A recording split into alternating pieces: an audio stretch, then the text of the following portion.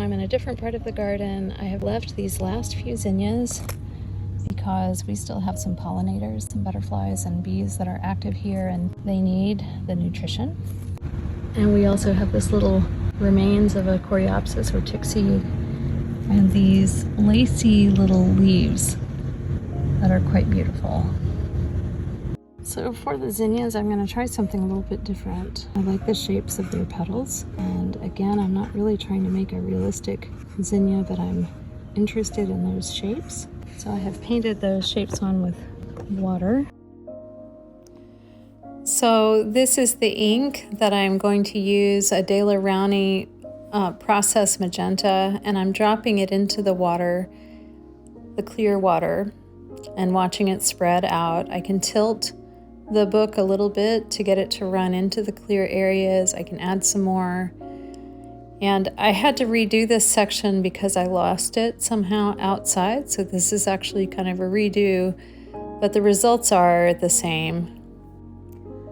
Coming indoors, I see the tomatoes I picked earlier, and I want to capture those as well as they were growing in this early fall garden. So I'm going to rough out their shapes because their shapes and their colors are interconnected.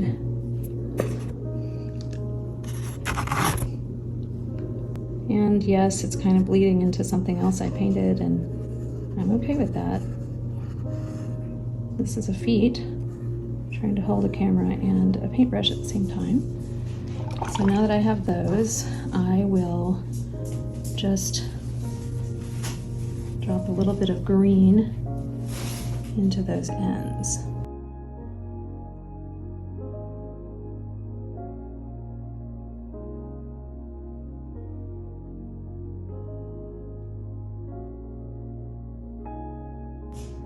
So now that the paint has dried, I'm going to make some marks with this Uniball white gel pen, one of my favorite pens.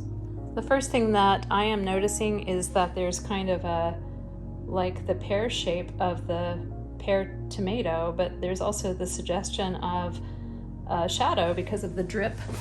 So I think I'll just bring that out with a little bit of line work here.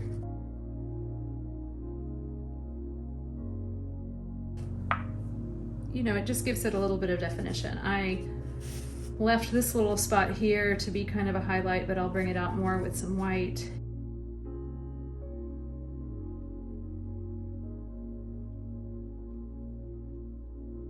Really liked the contrast between the green and the white. I know I have that in the paper, but I thought I would bring it out even a little bit more on some of these. And I'm going to zoom in so that you can see serpentine green has a lot of brown in it. There is a good deal, there it is, it comes into focus. There's a good deal of brown in that, which is a quality of that watercolor pigment. It is actually serpentine stone that is part of that watercolor pigment, and so it separates out into its greens and its browns. And that's perfect for capturing these autumn leaves that are beginning to lose their color and beginning to kind of fade away. And now I'm coming up to the sort of impressionistic version of this coreopsis or tick-seed leaf, and I'm remembering how it had lighter veins. And so I'm just going to bring those out. Bringing out those veins helps me to feel a little bit more connected to its essential leaf nature. And of course, these big splashes of color were just a very impressionistic look at that spur flower plant.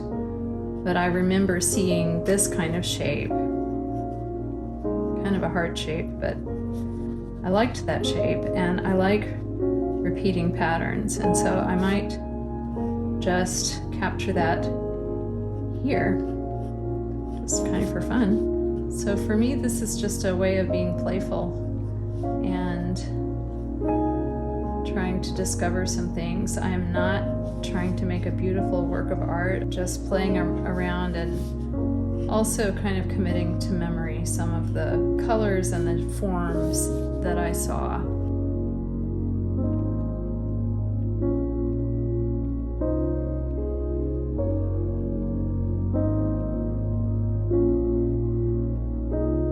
It's also good practice when you're making repeated patterns to practice ways of varying them. The beauty of repeats is that they create kind of a rhythm through your piece, but you don't want to repeat things exactly the same way in art any more than you would do that in music, because it becomes too predictable, and you want things to be connected and joined, but not just literally identical. This area here was my memory of the color of the coreopsis, and I also recall that it had these kind of light striations, and so I'm just putting those in. And while the ink is wet, I actually tap my finger into it to lighten it a little bit. I do also remember that the sun was hitting the zinnias and really creating some contrast in some areas, and so I might just try to remember a little bit about what that looked like. Let's see, there was a certain area on the petals where the sun would hit, and so I'm just kind of bringing that in.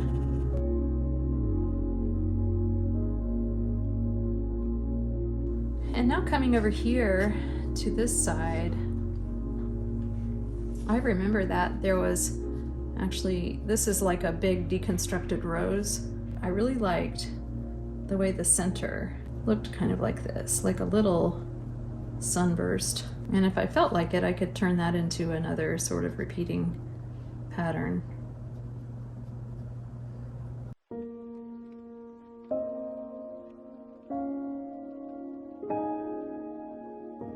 You may notice in art that odd numbers are the thing. We tend to gravitate toward the balance of 3 over the balance of 2 in art forms, and I usually find almost always that an odd number of whatever object looks and feels better than an even number.